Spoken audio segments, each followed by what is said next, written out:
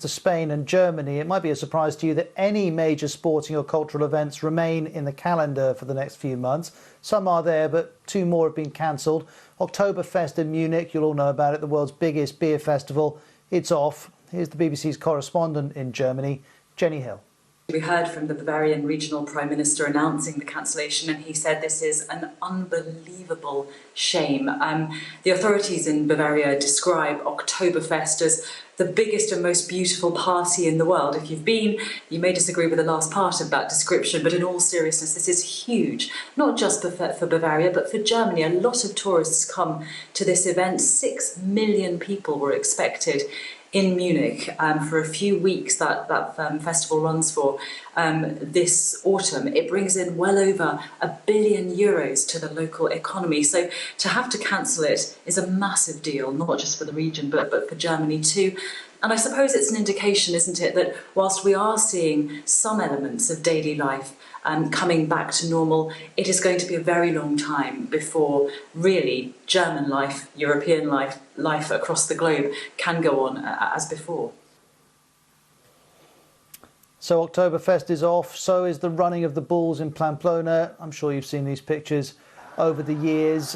This event takes place every July. It's an extraordinary one. Unfortunately, it's off this year. The mayoress said, although it was to be expected, it still makes us sad, which is an excellent summary, I'm sure, of how a lot of us have felt as plans have been cancelled. And frankly, they continue to be cancelled because this story continues to impact well into 2020. Today, the Netherlands has said that large public gatherings will remain banned until September.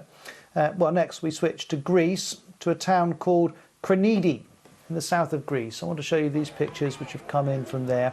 The town's been put into lockdown with a nighttime curfew after a virus outbreak in a local migrant hostel. The hostel houses around 500 people, mainly sub-Saharan Africans, and now has 150 people who have tested positive, though I should say none are showing symptoms.